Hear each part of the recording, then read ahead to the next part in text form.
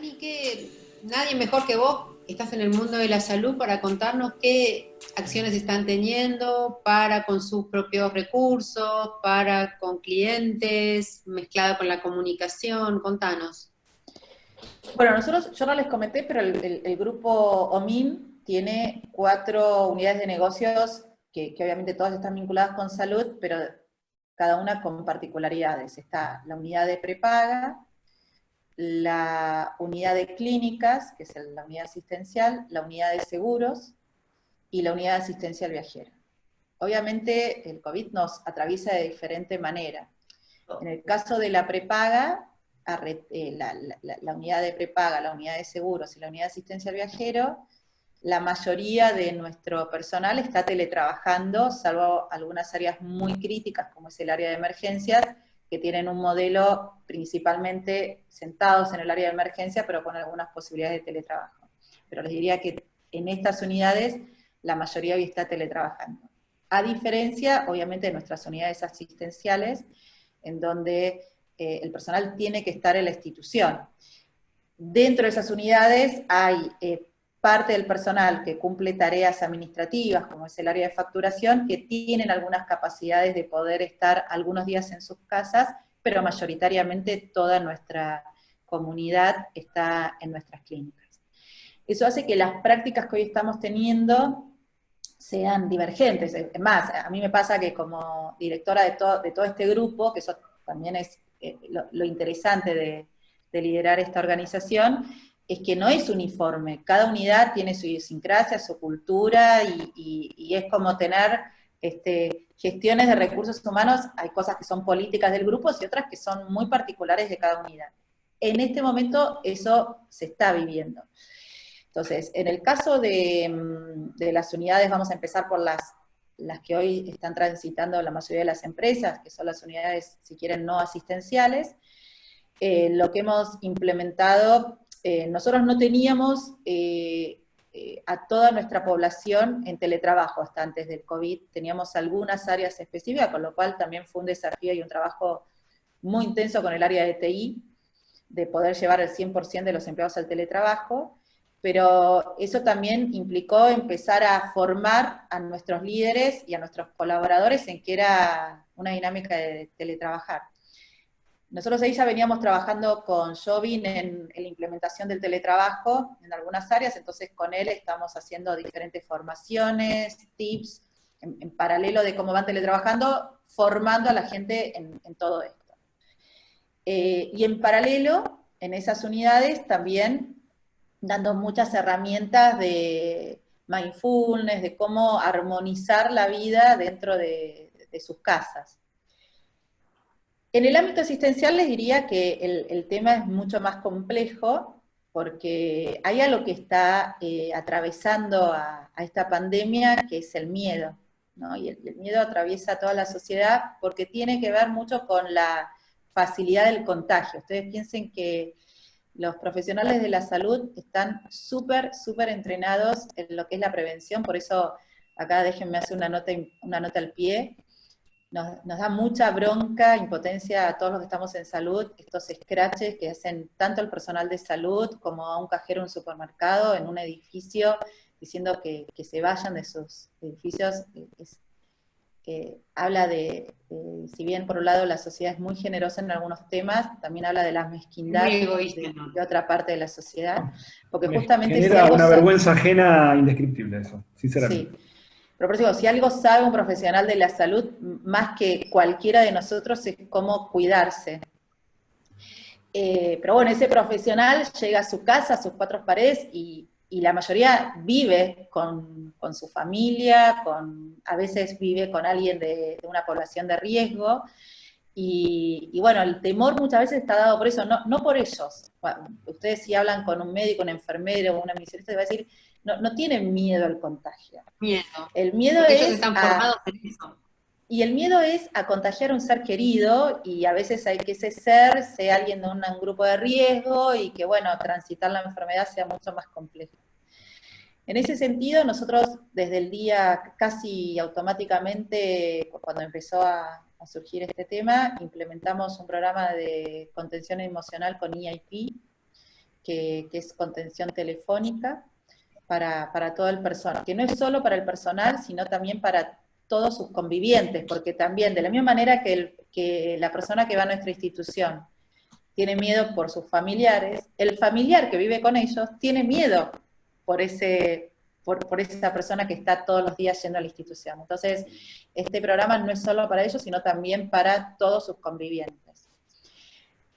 También tuvimos que salir con un modelo de formación, piensen que en poquito tiempo surgieron un montón de procesos que había que formar, y si bien nosotros teníamos programas de e-learning, Ateneos, tuvimos que salir a formar rápidamente en muchas cosas que trae el tema de la pandemia, como por ejemplo protecciones, bueno, temas asociados.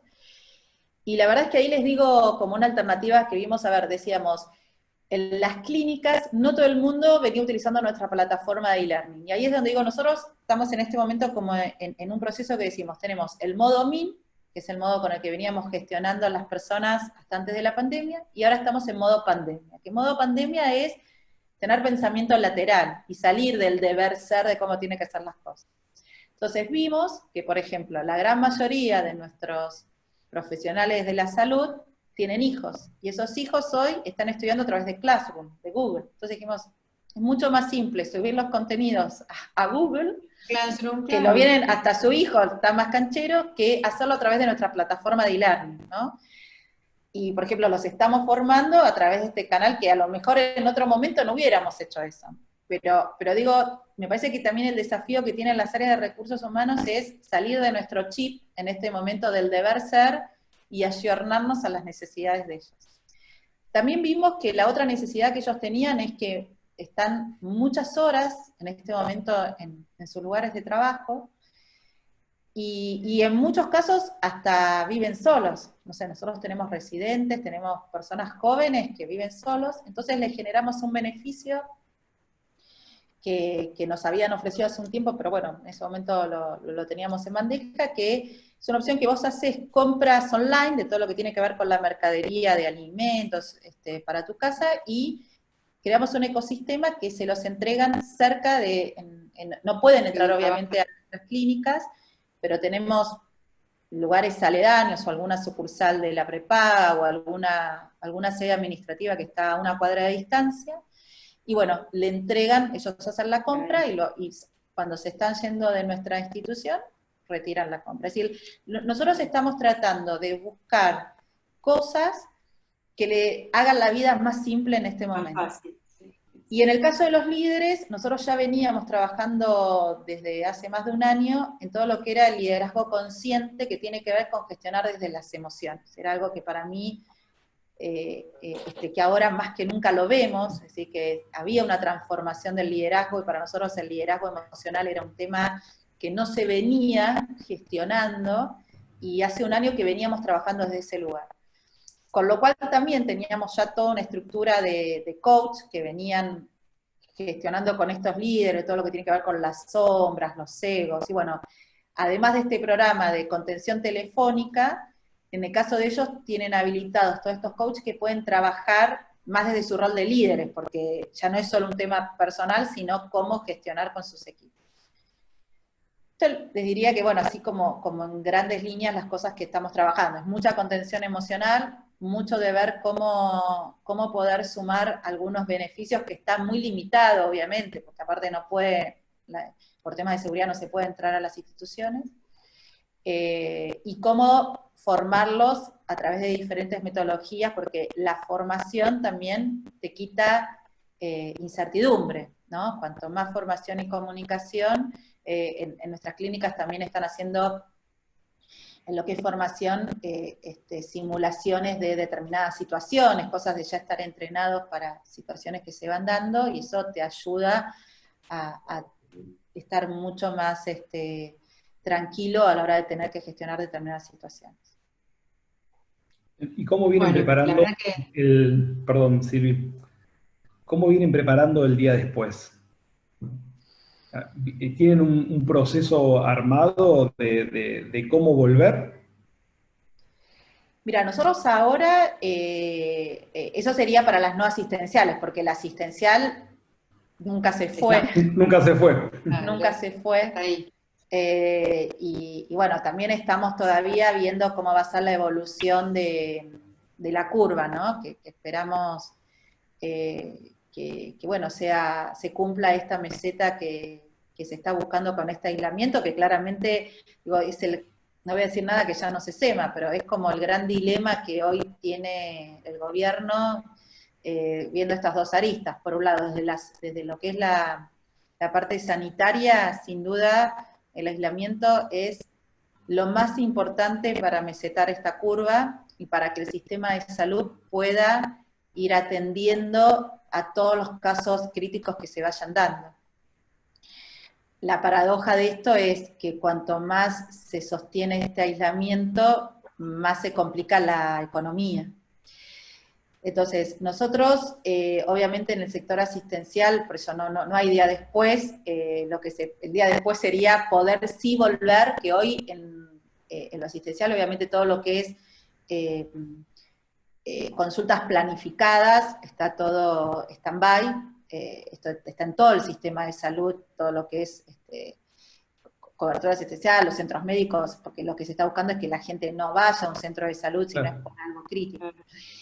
Y en las otras unidades no asistenciales, sí ya estamos viendo todo lo que va a ser el regreso, pero con mucha prudencia, porque bueno, como también están teletrabajando, lo que nosotros entendemos que lo más relevante es ver el comportamiento de nuestra cartera de clientes y lo que ellos nos van demandando a medida que van saliendo de la cuarentena. Hoy hay un montón de situaciones que obviamente están en stand-by, seguimientos no tratamientos críticos, pero los controles naturales o temas que uno sigue desde la salud, que claramente hoy las personas están tomando la decisión, y obviamente porque los médicos tampoco están atendiendo, de dejar stand-by. Bueno, eso en algún momento va a empezar de vuelta a fluir, y eso nos va a ir viendo cómo, por ejemplo, vamos a ir habilitando los canales presenciales de atención. Hoy la realidad es que nuestros socios están mayoritariamente conectándose con nosotros a través de los canales digitales o telefónicos, pero bueno, a medida que empiece la atención de salud normal, vamos a tener que ir habilitando otros canales. Pero en eso tratamos de ser muy prudentes, ¿no? Sí. No, lo interesante decía es, como vos decías bien, qué enseñanzas, mejor dicho, qué aprendizajes van a permanecer después que salgamos de la pandemia, porque quizá hay muchos mecanismos de agilidad, ¿no es cierto?, de resolución de procesos mismos, que quizá aprendimos de golpe algo que después ya va a ser parte de un saber de la compañía. Bueno, en ese sentido, nosotros, es lo que yo les digo, nosotros teníamos un objetivo para este año de poder implementar el teletrabajo para toda la compañía, y algo que era un proyecto de un año, porque tenía que ver con transformación cultural, en 4 días se hizo, obviamente, con cosas que todavía estamos, por eso estamos formando, etcétera, pero eso claramente para nosotros es algo que llegó para quedarse, ¿no? El tema de el teletrabajo pudiendo alcanzar a mucha más población de la que teníamos. Eso también, el otro tema tiene que ver con estos modelos de atención. Nosotros vemos que gran parte, y eso obviamente nos hace resignificar mucho de nuestros procesos. Nosotros siempre venimos velando para que nuestros clientes traten de no ir presencialmente a nuestros lugares de contacto, para hacerle la vida más sencilla y que puedan hacerlo desde su casa. Bueno, también la pandemia forzó a cambiar esta conducta, y lo vemos, nuestro cliente lo ve positivo y nosotros también. Entonces eso probablemente hace, lo que pasa es que muchos de nuestros procesos se potencian desde lo que es lo virtual, y en lo presencial queden para poblaciones más concretas, pero porque, a ver, nosotros creemos mucho en la multicanalidad, que quiere decir que el cliente elija cuál es su canal, dónde quiere construir su experiencia. Con lo cual es probable que dentro de esa el multicanal, nosotros tenemos una población, el adulto mayor, que hoy obviamente está restringida su atención, pero va a querer seguir yendo nuevamente a una atención social, y bueno, desde ya que nuestro propósito es atenderlo. Pero sí, yo le diría, en cuanto al día después, lo del teletrabajo sin duda es algo que llegó para quedarse. También esto de revisar procesos críticos y no críticos como grandes temas. Dani, muchísimas gracias. La verdad que la pasamos bárbaro escuchándote, seguramente que toda la gente que nos está escuchando también. Te agradecemos muchísimo. Y bueno, y a todos los demás que estuvieron disfrutando este episodio, acuérdense que pueden seguir todas las actividades de Bench Club por LinkedIn, con @BenchClub, y también pueden seguir en Instagram y en Facebook como Bench Club Latam. Y bueno, y hay muchos otros episodios de Bench Talk en Spotify, así que no dejen de seguirnos. Hasta la próxima.